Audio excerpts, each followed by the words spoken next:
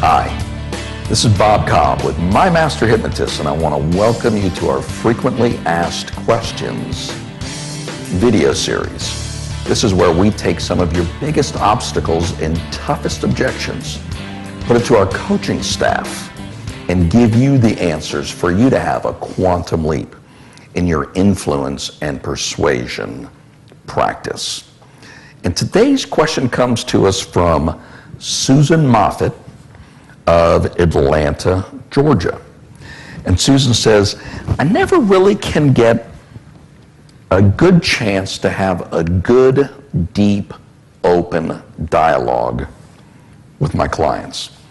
And Susan, if you know anything at all about My Master Hypnotist, you know that we believe that's one of the key differentiators of salespeople today are the ones who are going in like robots, reading off of a script, never really opening things up with their clients or prospects, versus the true pros, the wizards of persuasion.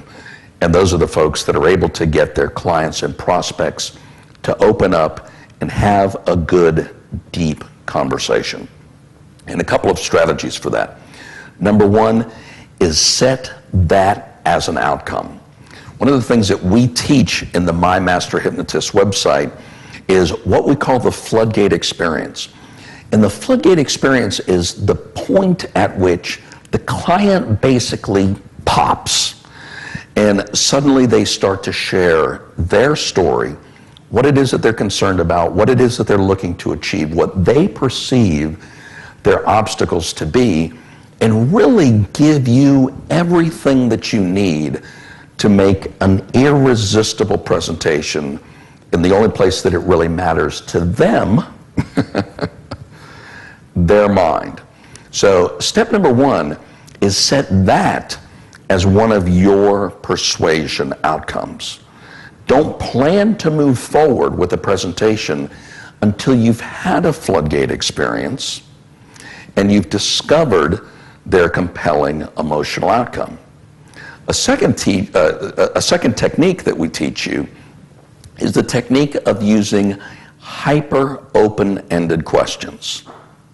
Now, what are those? Well, you've heard of open-ended questions. Closed-end question is a yes or no or one-word answer. What color's your shirt? It's black. Open-ended question typically begins with our 5 friends: who, what, when, where, and how, and they're designed to open the conversation up. Hyper open-ended questions are a little bit different. They take into consideration the fact, the truism, that human beings are goal-seeking organisms. The moment that we've climbed one mountain, what happens? All of a sudden, from that peak, we can look around and see other mountains all over the place, and we immediately want to go after the bigger goal, do it faster, do it better, do it stronger than we did it the last time around.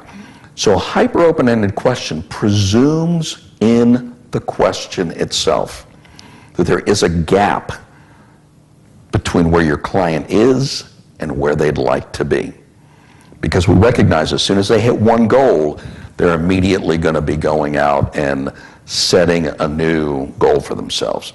So inside the site, there's tons of examples of hyper open-ended questions, but I'll give you one that's a simple and easy one to use, and that is what I call the magic wand type question. And in financial services, for example, one of the questions that I teach financial advisors to ask is, if you had a realistic magic wand and could change one thing about your financial situation, what would you change? What would you improve or get rid of or add to your overall situation? And in that question, we're basically communicating with their unconscious mind and saying, look, I know things are not perfect today. Let's talk about some things that aren't quite where you'd like them to be.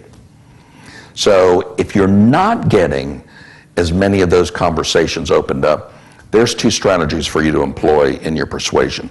Number 1, set that as an outcome. Challenge yourself that you're not going to go forward with the conversation until you've had the floodgate experience.